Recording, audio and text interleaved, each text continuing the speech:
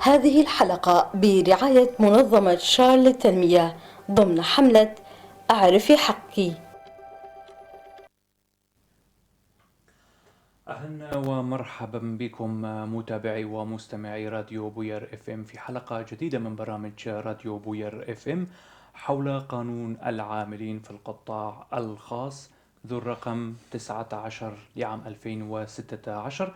طبعا ربما هناك بعض التعديلات أجريت في هذا القانون، قانون العاملين في القطاع الخاص. طبعا سنتطرق اليوم لنقاش مهم وجاد وضروري حول محتوى هذا القانون وكيفية تطبيقه، وأيضا التحديات التي تواجه المنطقة في تطبيق كامل بنود هذا القانون. طبعا سنستعرض أيضا البنود الرئيسية في القانون ونناقش كيفية تطبيقه بشكل عملي وتحليل التأثيرات المحتملة والسبل الفعالة لتعزيز احترام قوانين حقوق العمل في ظل هذه الظروف. طبعا سنناقش كل هذه الاستفسارات والأسئلة التي قمنا بتحضيرها مع ضيفنا هنا في الاستوديو، الأستاذ والمحامي الأستاذ خالد عمر. أستاذ خالد، أهلا بك ونشكرك على قبول هذه الدعوة. صباح الخير لكم ولمتابعي راديو بوير. أهلا بك أستاذ خالد. يعني قبل أن نخوض النقاش في بداية حلقتنا لهذه الساعة، هناك تقرير قام بإعداد فريق راديو بوير اف ام، نستمع ونتابع معا ونعود لبدء النقاش.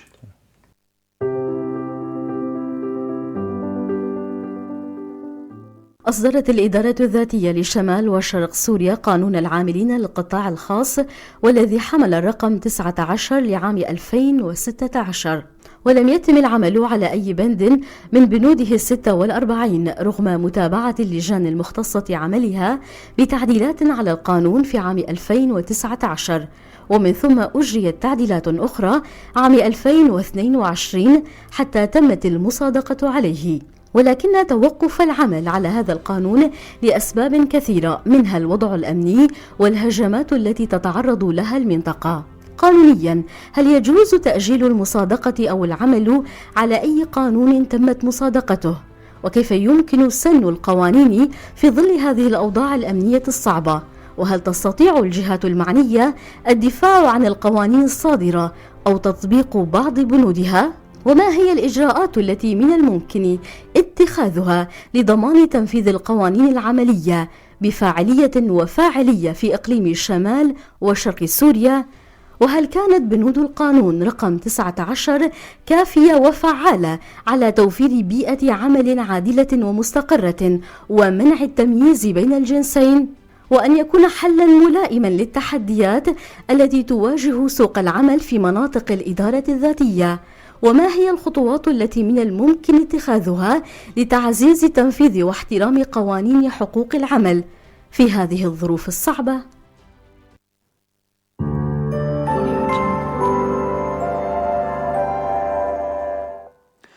نرحب بك مرة أخرى أستاذ خالد في هذه الحلقة للحديث عن قانون العاملين في القطاع الخاص ذو الرقم 19 لعام 2016. بداية سؤالنا، وفق اطلاعكم على المواد المذكورة في قانون العاملين للقطاع الخاص ذو الرقم 19 لعام 2016، كيف تقيمها؟ وهل تعتقد أنها كافية لتعزيز وحماية حقوق العمال في مناطق الإدارة الذاتية؟ بداية التسمية حسب ما ورد في كلامك يعني هي خاطئة. قانون العاملين وقانون الذي تتناولونه الآن في حلقتكم يسمى بقانون العمل.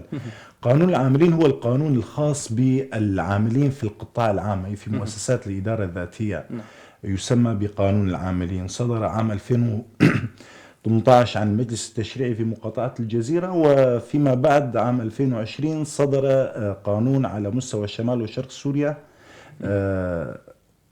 أيضا هو قانون العاملين. أما قانون العمل فهو الذي صدر عام 2016، القانون رقم 19 عام 2016 عن المجلس التشريعي في مقاطعة الجزيرة، وإلى تاريخ اليوم لم يصدر أي قانون على مستوى شمال وشرق سوريا، لا سابقا عندما كان يسمى بالمجلس العام، ولا في الوقت الحالي بعد أن تمت تغيير اسم المجلس العام إلى مجلس الشعوب الديمقراطية. نعم.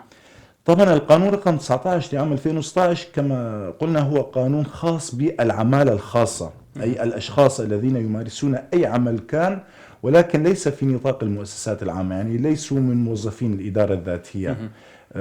فقانون العاملين مثلا يتناول أو يحدد القواعد الناظمة لعمل الموظفين العموميين كما يسمون. موظفين في البلدية، في مؤسسة المياه، مؤسسة الكهرباء، في قطاع التربية، يعني أي موظف عمومي يطبق عليه قانون العاملين. أما قانون العمل فهو خاص بالعمالة الخاصة، يعني مثلا كمثال أنتم مثلا تعملون في القطاع الخاص في مؤسسة بوير، أو كالشخص الذي مثلا عنده شركة يعمل لديه عمال أيا كانت طبيعة عملهم، هؤلاء كحتى الخدم في البيوت، العمال في المزارع، في المعامل، الذين يعملون في مثلا في الماركتات أو في المحلات الموجودة هنا بسوق قامش، هؤلاء يسمون بالعمالة الخاصة. قانون العمل هو قانون خاص بهم. كبقية القوانين يعني التي صدرت في ذلك الوقت، يعني في عام 2016 وفي بدايات الإدارة الذاتية، يعني كانت قوانين تصدر بشكل نوع ما بشكل مستعجل، يعني لم تكن هناك دراسة كافية ووافية كما يتطلبها إصدار قانون يلبي متطلبات المرحلة، يلبي ويحقق ويضمن حقوق العمال.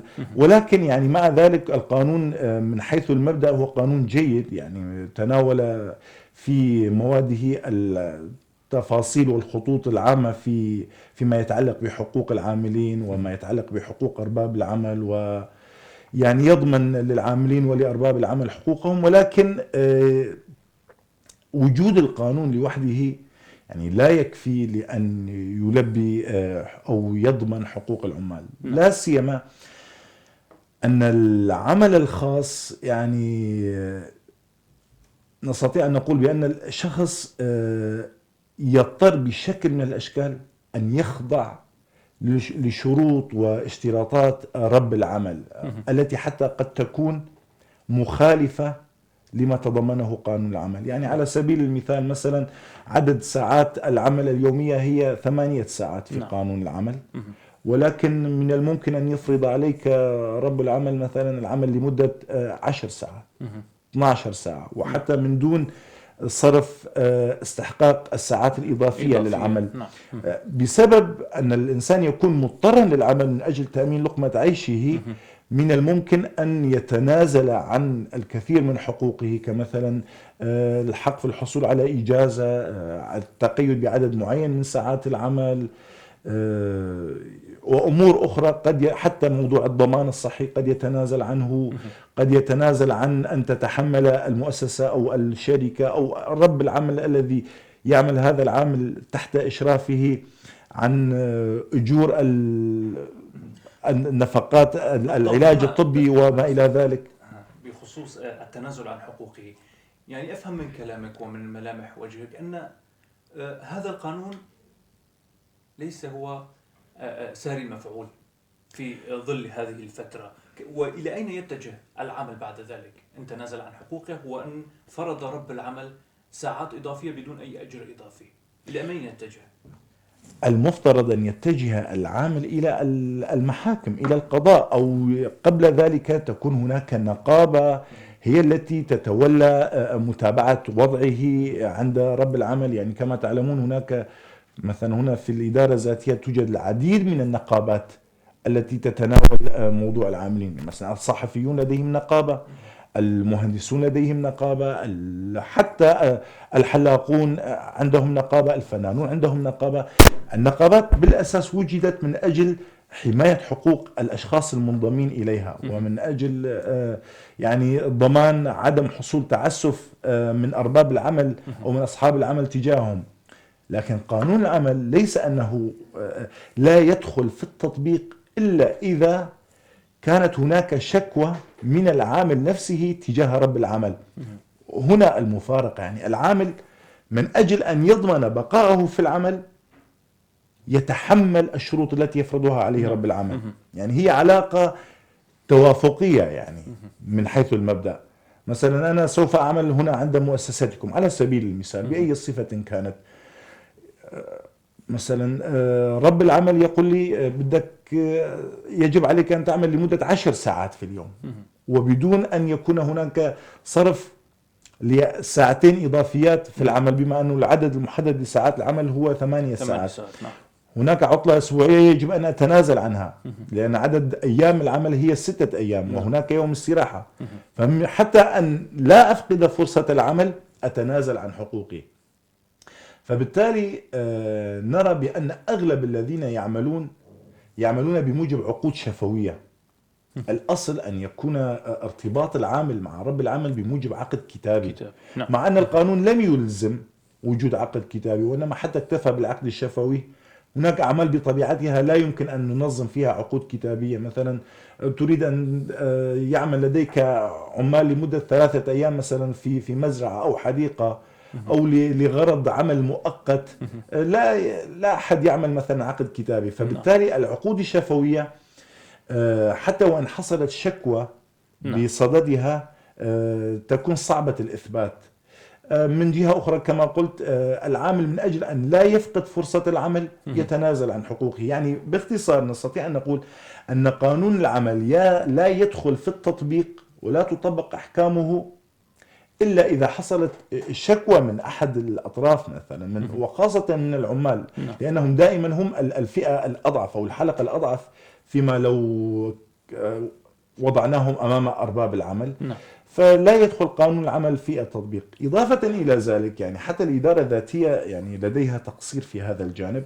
طبعا التقصير يعني ممكن ظروف الحرب، الوضع الأمني المتوتر هو الذي لا يسمح بتأمين المؤسسات التي تكون مساعدة على تطبيق قانون العمل. على سبيل المثال لا توجد لدينا مؤسسة تأمينات اجتماعية لا تابعة للإدارة الذاتية ولا شركة تأمين مثلا خاصة. فبالتالي وإن تضمن القانون أنه يجب أن يقوم كل رب عمل بتسجيل العاملين لديه في مؤسسة التأمينات الاجتماعية وأن يدفع تأميناتهم، ولكن رب العمل يتخلص من هذا الموضوع بسبب أنه بالأساس لا توجد مؤسسة تأمينات اجتماعية وتفاصيل أخرى كثيرة. يعني ينبغي أن تقوم الإدارة الذاتية بتأمينها حتى يتمكن العامل من ممارسة يعني حقوقه التي ينبغي أن ينص عليها عقد العمل الموجود الذي أساسا هو غير موجود. طيب، وفق اطلاعك على هذه المواد المذكورة في هذا القانون، قانون العمل، هل هناك أي نواقص تحتاجها أو يمكن أن تزداد إلى هذه المواد المذكورة؟ نعم، يعني قانون العمل كما قلنا مثلا هو صدر عام 2016، يعني ينص في إحدى مواده بأن الحد الأدنى للأجور للأجر الشهري هو 36,000 يعني أو 35,000 على ما أتذكر. يعني طيب في حال كنت من اللجان المختصة لصياغة هذا القانون وإضافة بعض المواد، ما هي المواد الرئيسية التي ستقوم بإضافتها؟ يعني على الأقل يجب أن طالما نص قانون العمل على تحديد الحد الأدنى للأجر فينبغي أن يكون أجرا معادلا للظروف المعيشية والوضع الاقتصادي الذي يعيش فيه الناس يعني في هذه المنطقة. إضافة إلى أنه يجب أن يكون هناك تفصيل أكثر، يعني الأعمال تختلف طبيعتها عن بعضها البعض. هناك عمل من الممكن أن يكون الحد الأدنى للأجر الشهري على سبيل المثال 1,500,000 ليرة سورية، ولكن هناك أعمال قد يكون الحد الأدنى للأجر الشهري لا يقل عن 5 ملايين ليرة سورية على سبيل المثال إذا ما تحدثنا بالليرة السورية. مسألة المؤسسات التأمين يعني يجب أن يتم استحداثها، وجود قوانين رديفة أو قانون العمل نفسه أن يتم تعديله على أن يتضمن مواد تبين كيفية تنفيذ الضمان الصحي للعمال، تبين كيفية عدم السماح لأرباب العمل لأصحاب العمل من التهرب من واجباتهم، ضرورة وجود مثلا الإلزام خاصة في الأعمال التي تتصف بالاستمرار، أن تكون هناك عقود خطية، أن تكون هناك مؤسسة معينة تراقب هذا العقد، تراقب حسن تنفيذه. يعني تفاصيل كثيرة يجب أن يتم ذكرها في هذا القانون، وتفاصيل موجودة بالقانون نفسه تحتاج إلى تعديل وتطوير. نعم، يعني حول هذا القانون أستاذ خالد، يعني كانت ضيفتي السيدة هندرين سينو الرئاسة المشتركة لهيئة شؤون العمل والشؤون الاجتماعية والعمل في الإدارة الذاتية، كانت ضيفتي في الحلقة السابقة، تحدثت عن يعني عدم سير أو مفعول هذا القانون. السبب الرئيسي الهجمات التي تتعرض لها المنطقة. هل هذا السبب كافي لعدم سير هذا القانون في وقتنا الحالي وفي ظل الظروف الصعبة؟ بكل تأكيد دائما الوضع الأمني له تأثير على كافة جوانب الحياة. نعم. يعني على سبيل المثال لو كان الوضع الأمني مستقرا لازدادت فرص العمل، لما اضطر بعض العاملين أيا كانت طبيعة عملهم إلى القبول بالشروط المجحفة التي تفرضها عليه الشركات أو المؤسسات أو أصحاب العمل. دائما الوضع الأمني له تأثير. إضافة إلى ذلك يعني حالة الحصار الموجودة هي أيضا لا تسمح بإدخال بعض التقنيات والتجهيزات التي من الممكن أن تساعد على تعزيز وضع العاملين والعمال. حتى موضوع الاستعانة بالخبراء أيضا هي من الأمور المهمة التي تساعد على تعزيز وضع العاملين. يعني أنا أوافق السيدة هندرين فيما ذهبت إليه بأنه الوضع الأمني الذي يتزعزع بسبب التهديدات وهجمات الدولة التركية هو له دور فاعل في مسألة عدم إمكانية تطبيق قانون العمل على النحو المطلوب. سؤال الآخر أستاذ خالد، يعني كيف يمكن لقانون العمل في القطاع الخاص أن يؤثر على تحسين ظروف العمل والمعيشة للعاملين في المجتمع؟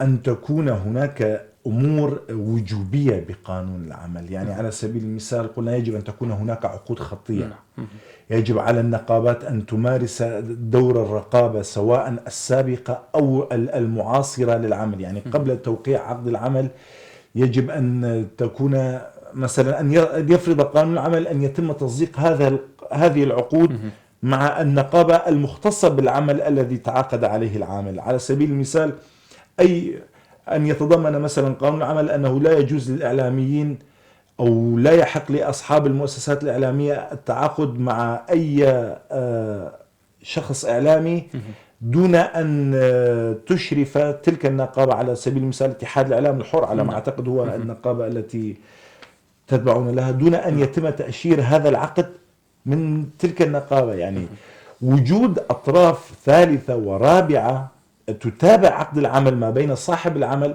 والعامل من الأمور التي تعزز وتضمن حقوق العمال بشكل أكبر. مسألة الأجور هي من أهم الأمور التي يعني تهم العامل. نعم، هي من أهم الأمور التي تهم العامل. يجب أن يكون الأجر معادلا للجهد، سواء كان جهدا عضليا أو جهدا فكريا، معادلا لمقدار الوقت الذي يعطى للعمل.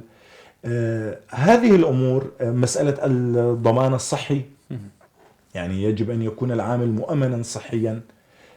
فهذا بالتأكيد يستوجب تكون هناك مؤسسات تأمين تتابع هذا الموضوع. أمور كثيرة يعني إن تمت مراعاتها هذا الأمر سوف يؤدي إلى تحسين الوضع المعاشي، تحسين وضع العاملين، مسألة حقوقهم. إذا ارتاح العامل حتى رب العمل يرتاح، ولكن يجب سد الطريق أمام أرباب العمل المجحفين بحق العاملين، الذين ينتهكون حقوق العاملين، الذين يستغلون حاجة العامل إلى العمل. كما تعلمون يعني حتى يعني سنقولها بصراحة، وهي أصبحت مسألة حتى لا نبالغ إذا قلنا أنها مسألة رأي عام. تعرض العاملات تحديدا إلى مسألة الابتزاز أو إلى التحرش من قبل أرباب العمل. يعني نحن بكل صراحة نحتاج إلى قانون عمل وجهات، قانون عمل يعني عصري أو يلبي تطلعات المرحلة والوضع المعاشي والوضع الاقتصادي وحتى الوضع الاجتماعي وتعدد تصنيفات وأشكال الأعمال الموجودة، وجهات أخرى تتابع هذه الأعمال، تتابع العقود، تشرف على تنفيذها. نحتاج إلى أشخاص أو إلى مؤسسات تقوم بتفهيم العاملين لحقوقهم، وأن نحتاج إلى حتى شجاعة العامل من أجل أن يلجأ إلى النقابة، من أجل أن يلجأ إلى القضاء في حال تم انتهاك حق من حقوقه. بهذه الأمور من الممكن أن نقول بأنه سوف يعني نحصل على بيئة جيدة نوعا ما، نحصل على بيئة عمل جيدة نوعا ما. أستاذ خالد، نحن مستمرين في هذه الحلقة المثمرة والجيدة لطرح الأسئلة لإغناء أيضا المشاهدين والمتابعين حول هذا القانون. بداية نذهب إلى هذا الاستطلاع الذي أجراه فريق الإعداد في راديو بوير FM للرأي من قبل فئات مجتمعية مختلفة حول قانون العاملين للقطاع الخاص أو قانون العمل للقطاع الخاص، ونعود لاستكمال النقاش. بكل تأكيد قانون العمل في الإدارة الذاتية سيكون تطبيقه مهم جدا، ويجب أن يتم تطبيقه وتفعيله في الوقت الحالي بسبب معاناة العاملين في القطاع الخاص والعام أيضا.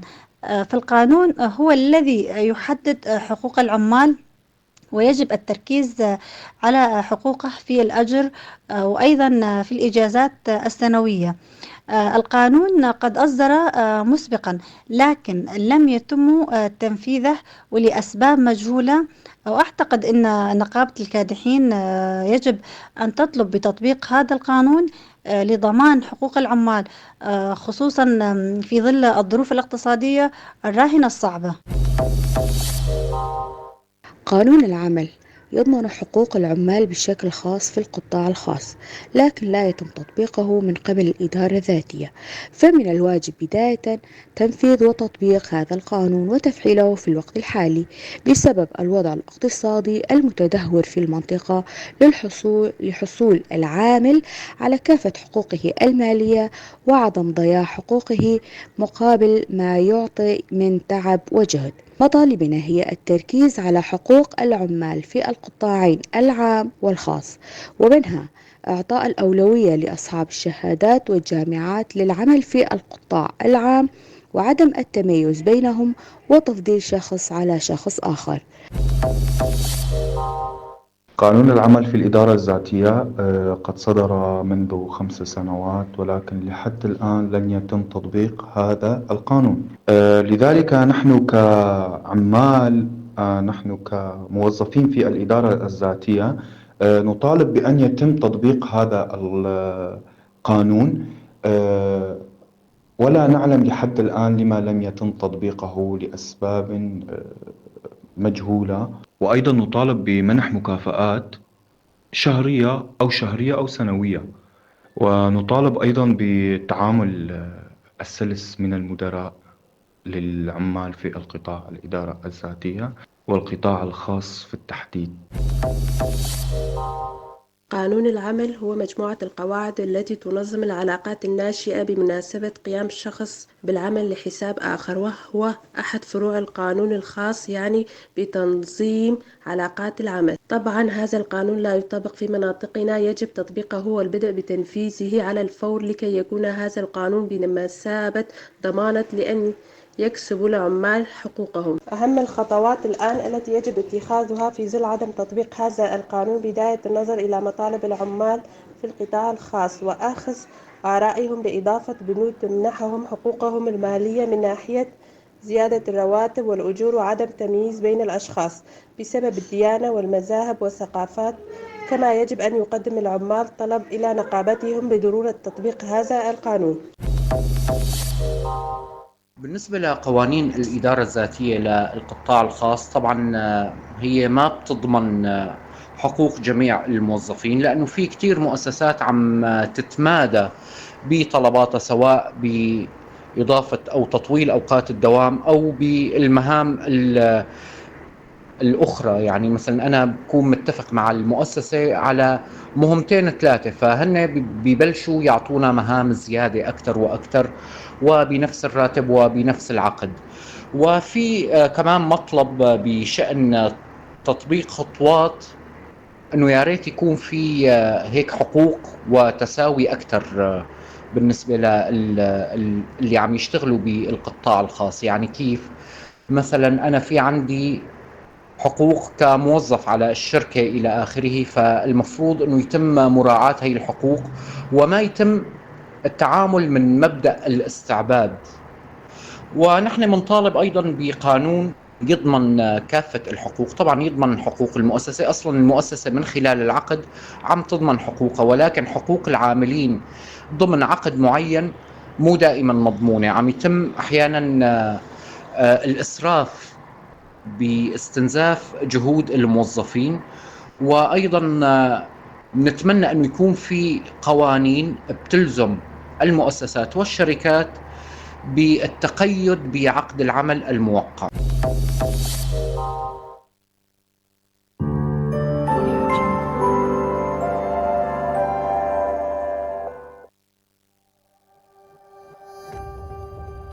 هذه الحلقة برعاية منظمة شارل للتنمية ضمن حملة أعرفي حقي. أستاذ خالد، يعني سمعنا هذه الاستطلاعات من فئات مجتمعية مختلفة في مناطق الإدارة الذاتية لشمال وشرق سوريا. أيضا تحت الهواء ذكرت أن هناك فرق بين الحوافز وأيضا المكافآت. يعني حبذا لو تشرح لنا بالتفصيل كيف الفرق بين هذه الحوافز والمكافآت والإضافي. نعم. ليكون العامل على اطلاع على هذا الشأن. الحوافز دائما هي كلمة مترادفة مع المؤسسات الإنتاجية التي تقوم بإنتاج سلع معينة. يعني نعم. نحن نتحدث هنا عن المعامل. يعني فالمفترض أنه إذا كان كلما كان الإنتاج أكثر يجب أن تكون هناك حصة للعاملين من هذه النسبة التي زاد بها الإنتاج. تسمى هذه بالحوافز التشجيعية. يعني كلما يعني أنت تشجع العامل على زيادة مقدار الإنتاج الذي ينتجه. يعني على سبيل المثال إذا كان العامل ينتج فرضا خلال عدد ساعات الدوام خلال 8 ساعات 10 سلع على سبيل المثال نذكرها، تقوم بتشجيعه من أجل أن يرفع إنتاجه إلى 12 أو 13 سلعة أو وحدة إنتاجية خلال 8 ساعات. فهذا التحفيز وهذا التشجيع يكون عن طريق إعطائه مبلغ من المال تسمى بالحوافز الإنتاجية. أما التعويض عن ساعات العمل الإضافي فهي يعني كما قلنا أن قانون العمل يشترط مثلا لا يكون عدد ساعات العمل أكثر من 8 ساعات تتخللها استراحة لمدة ساعة تقريبا. فإذا اضطر إلى العمل لأكثر من 8 ساعات يجب أن يستحق أجرا إضافيا مقابل لتلك عدد الساعات الإضافية التي عمل فيها. أيضا هناك نظام المكافآت. يعني العامل الذي يتميز أو مثلا يقوم بعمل استثنائي أو عمل أكبر من العمل المطلوب منه، يعني تستطيع أن تكافئه المؤسسة أو رب العمل الذي يعمل لديه هذا العمل تستطيع أن تكافئه مثلا بمبلغ من المال. هذا تسمى بالمكافأة. أيضا المكافآت عفوا تدخل في إطار الأمور التشجيعية والتحفيزية للعاملين. نعم. طيب سؤالي الآخر، يعني هل يعتبر هذا القانون، قانون العمل في القطاع الخاص الذي ينص على المساواة بين الجنسين في المعاملة والأجر، آلية فعالة لتعزيز مشاركة المرأة في سوق العمل وتحقيق المساواة بين الجنسين؟ نعم بدون شك. يعني أصلا موضوع المساواة بين الرجل والمرأة هو مسألة عامة يعني في كافة جوانب الحياة، نعم. طبعا مع احتفاظ المرأة بخصوصيتها كمرأة. صح. شكرا. ولكن عندما يكون هناك نص قانوني يضمن هذه المساواة، طبعا هذا يؤدي بالضرورة إلى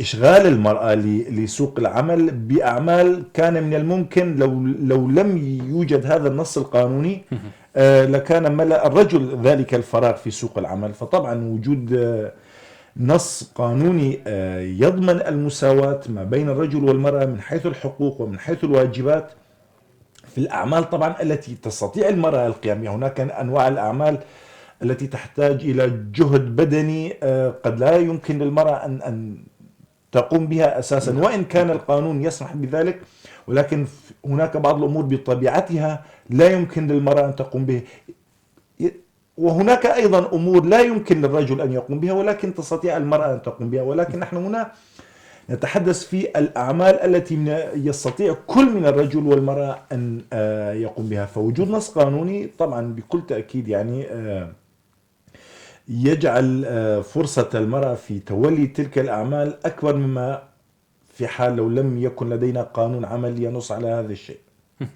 طيب، سؤال آخر: كيف يمكن للإدارة الذاتية لإقليم شمال شرق سوريا التعامل بفعالية أستاذ خالد مع التحديات الأمنية والسياسية التي قد تؤثر على عملية صياغة وتنفيذ هذه القوانين الجديدة أو قانون العمل في القطاع الخاص دور رقم 19؟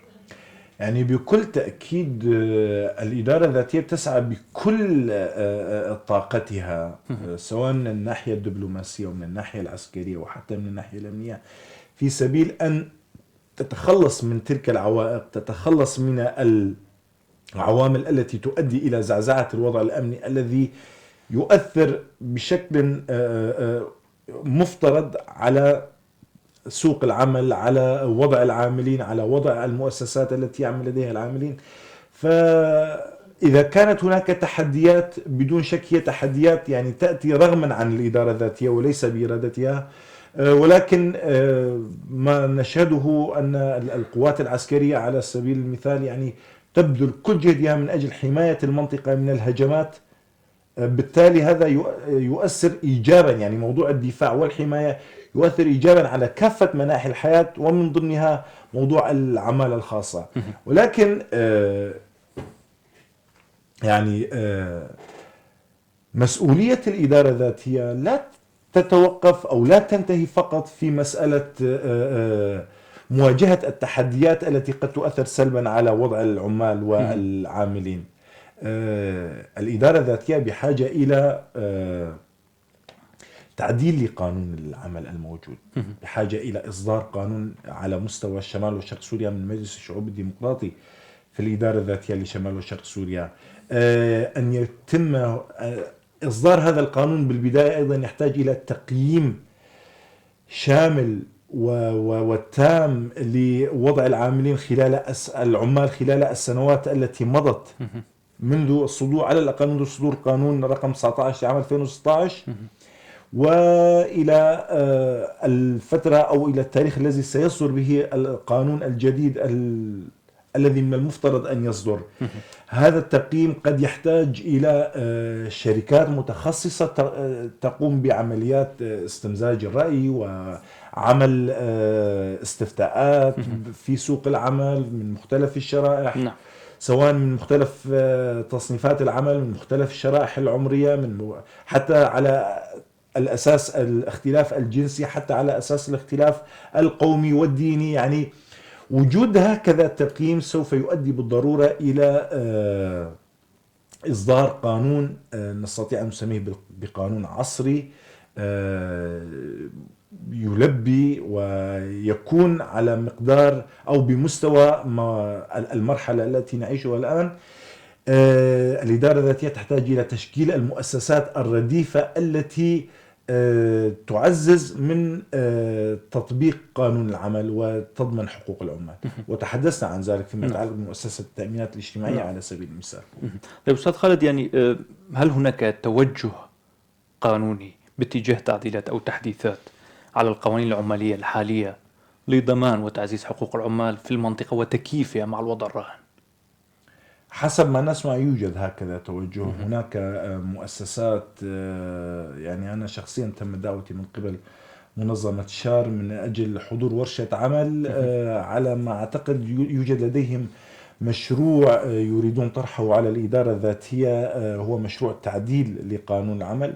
فيحاولون الحصول على مختلف الآراء في بهذا الخصوص من أجل إعداد مشروع قانون وطرحه على الإدارة الذاتية.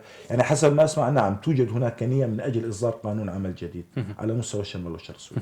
طيب كيف يمكن تعزيز التعاون والتنسيق بين الهيئات القانونية المتواجدة في المنطقة المختصة والجهات الرقابية والعمالية لضمان تطبيق القوانين بشكل فعال وفاعل في المنطقة؟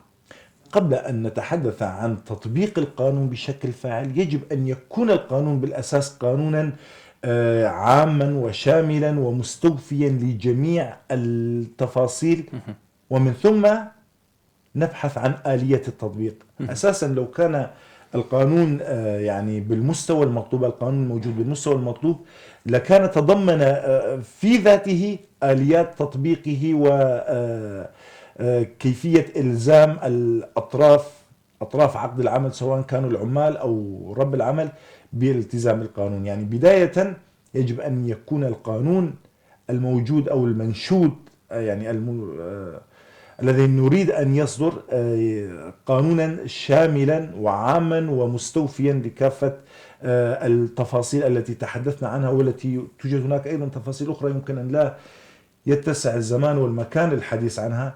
هذا القانون في داخله سوف يتضمن آليات التطبيق، أو على الأقل فيما بعد ستصدر تعليمات تنفيذية تبين كيفية تطبيق هذا القانون. ولكن مهما تحدثنا ومهما كان القانون فعالا وجيدا ومستوفيا لما يجب أن يتضمنه من اشتراطات وبنود وأمور، إن لم يكن طرفا عقد العمل يعني رب العمل والعامل متفقين بشكل طوعي على إخضاع نفسيهما للقانون، فيعني القانون سوف لن يحقق الهدف المنشود منه.